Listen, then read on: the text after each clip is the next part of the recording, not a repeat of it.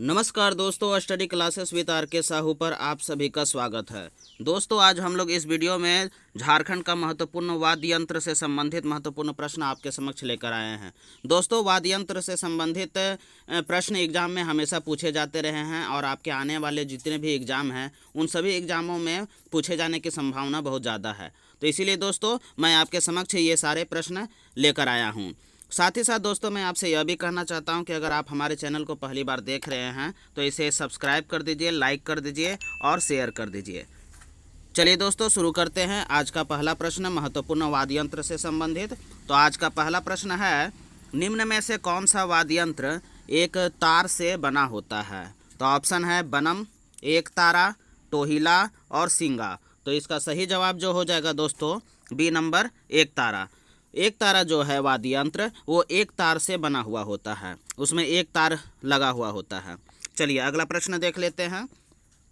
अगला प्रश्न है, निम्न में से कौन सा एक वाद्य झारखंड का तंतु वाद्य नहीं है? ऑप्शन है केंद्रा, मदन भेरी, एक तारा, बनम। तो इसका सही जवाब जो हो जाएगा वो होगा बी नंबर, मदन भेरी। मदन भेरी जो वाद्य है वो झारखंड का तंतु वाद्य नहीं है। चलिए अगला प्रश्न देख लेते हैं। अगला प्रश्न है, निम्न में से कौन सा एक वाद्य झारखंड का तंतु वाद्य है?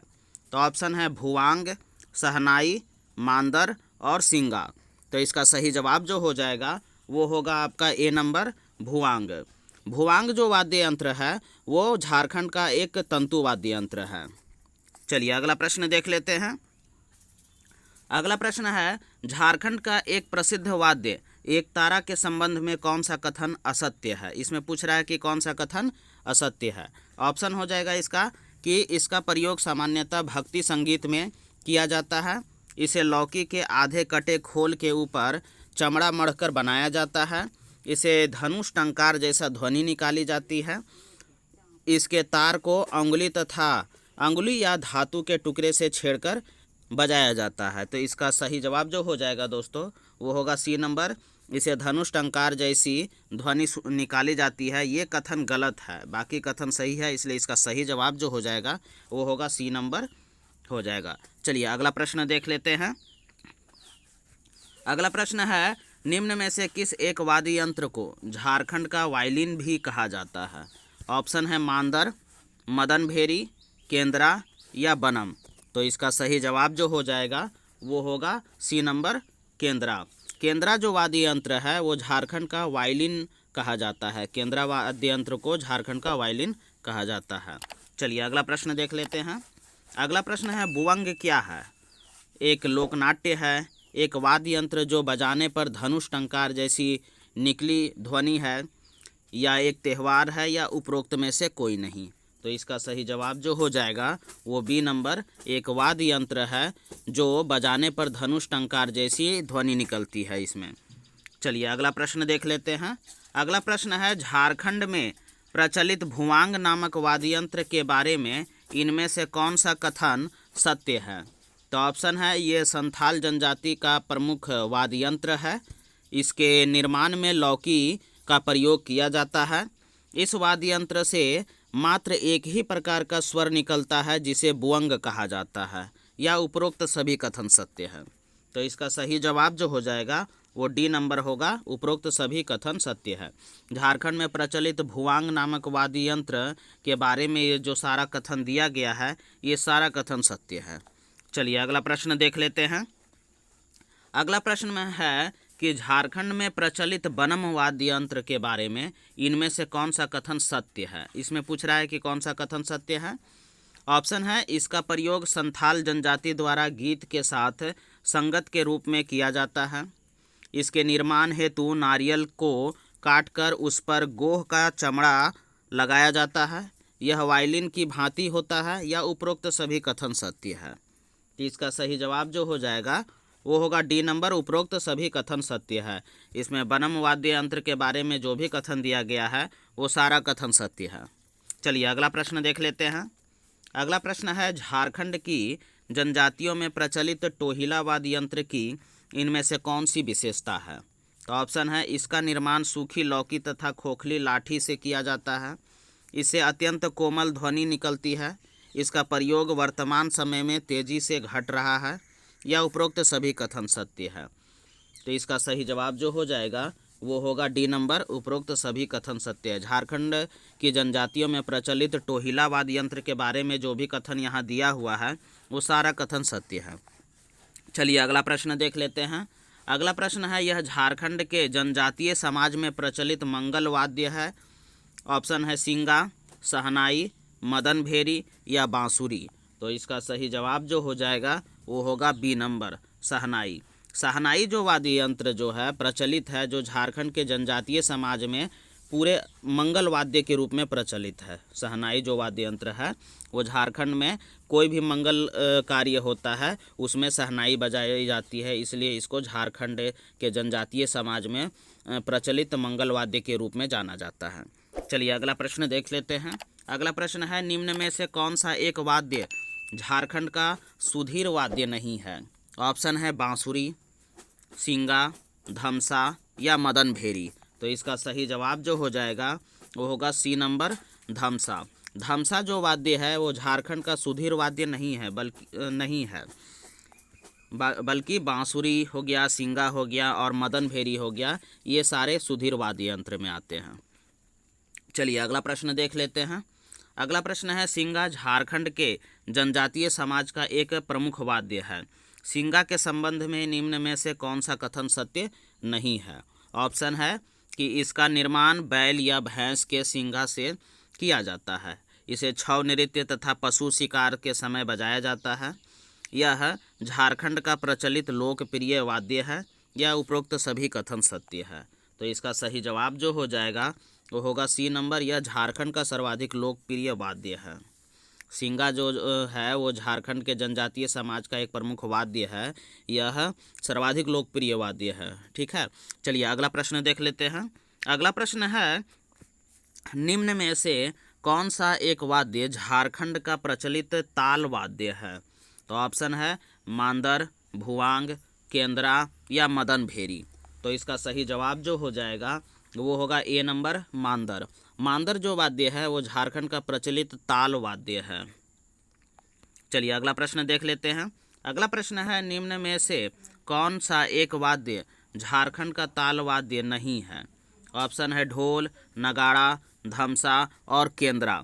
तो इसका सही जवाब जो हो जाएगा वो होगा डी नंबर, केंद्रा। केंद्रा जो वाद्य है वो झारखंड का ताल वाद्य नहीं है। चलिए अगला प्रश्न देख लेते हैं। अगला प्रश्न है, निम्न में से कौन सा एक झारखंड का प्राचीनतम वाद्य है। ऑप्शन है मांदर, नगाड़ा, ढोल और धमसा। तो इसका सही जवाब जो हो जाएगा वो होगा ए नंबर, मांदर। मांदर जो वाद्य यंत्र है वो प्राचीनतम वाद्य है झारखंड का। चलिए अगला प्रश्न देख लेते हैं। अगला प्रश्न है, मांदर झारखंड के जनजातीय समाज का एक प्रमुख वाद्य यंत्र है। इसके संबंध में कौन सा कथन असत्य है। तो इसका ऑप्शन देख लेते हैं। ऑप्शन है, इसका प्रयोग सामान्यतः सभी अवसरों पर जनजातियों द्वारा किया जाता है। इसे सामान्यतः नृत्य के साथ बजाया जाता है। इसे रस्सी के सहारे कंधे से लटकाकर बजाया जाता है, या उपरोक्त सभी कथन सत्य है। तो इसका सही जवाब जो हो जाएगा वो होगा आपका डी नंबर, उपरोक्त सभी कथन सत्य है।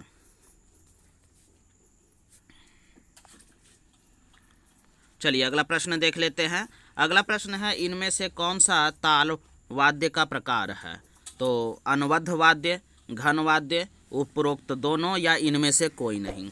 तो इसका सही जवाब जो हो जाएगा वो होगा सी नंबर, उपरोक्त दोनों।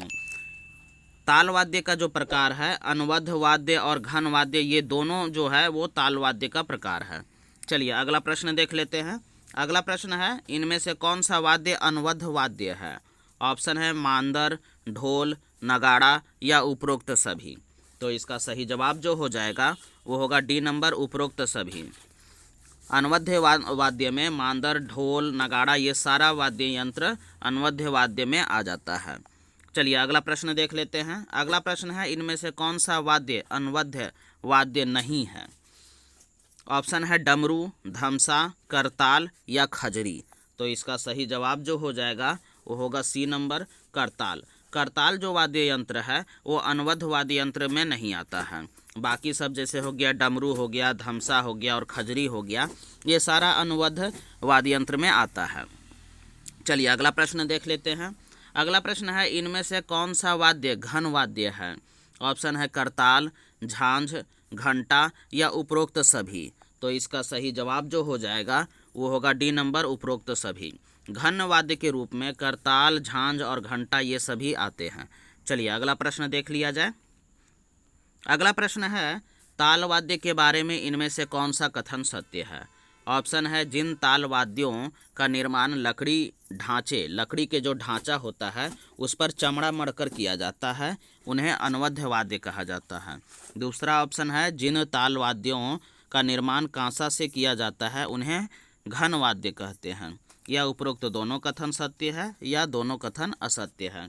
तो इसका सही जवाब जो हो जाएगा वो होगा सी नंबर, दोनों कथन सत्य है। तो ताल वाद्य के बारे में ये जो दोनों कथन दिया हुआ है ये दोनों कथन सत्य है। चलिए अगला प्रश्न देख लेते हैं। अगला प्रश्न है, मांदर के बारे में इनमें से कौन सा कथन सत्य है? तो ऑप्शन है, इसका बायां मुंह चौड़ा तथा दायां मुंह छोटा होता है। इसका जो आवाज़ होता है ना अत्यंत गुंजायमान होता है। इसके छोटे मुंह वाले खाल पर एक विशेष प्रकार का लेप चढ़ाया जाता है ताकि इसकी आवाज़ गुंजायमान हो सके। और अगला ऑप्शन है, उपरोक्त सभी कथन सत्य है। तो इसका सही जवाब जो हो जाएगा वो डी नंबर, उपरोक्त सभी कथन सत्य है। मांदर के बारे में ये जो सारा कथन जो दिया हुआ है वो सारा कथन सत्य है। चलिए अगला प्रश्न देख लेते हैं। अगला प्रश्न है, इनमें से किस ताल वाद्य को तुमदक भी कहा जाता है? इसमें से कौन सा ऐसा वाद्य यंत्र है जिसको तुमदक भी कहा जाता है? तो ऑप्शन है, नगाड़ा, करताल, मांदर या ढोल। तो इसका सही जवाब जो हो जाएगा वो होगा सी नंबर, मांदर। मांदर जो है ताल वाद्य उसको तुमदक भी कहा जाता है। चलिए अगला प्रश्न देख लिया जाए। अगला प्रश्न है, ढोल के निर्माण हेतु इनमें से किस वृक्ष की लकड़ी का प्रयोग किया जाता है? तो ऑप्शन है, आम का, कटहल का, गम्हार का या उपरोक्त में से सभी। तो इसका सही जवाब जो हो जाएगा वो डी नंबर, उपरोक्त सभी। ढोल के निर्माण के लिए आम का, कटहल का और गम्हार का, इन सभी पेड़ों का प्रयोग किया जाता है, इन सभी वृक्षों का प्रयोग किया जाता है ढोल के निर्माण के लिए।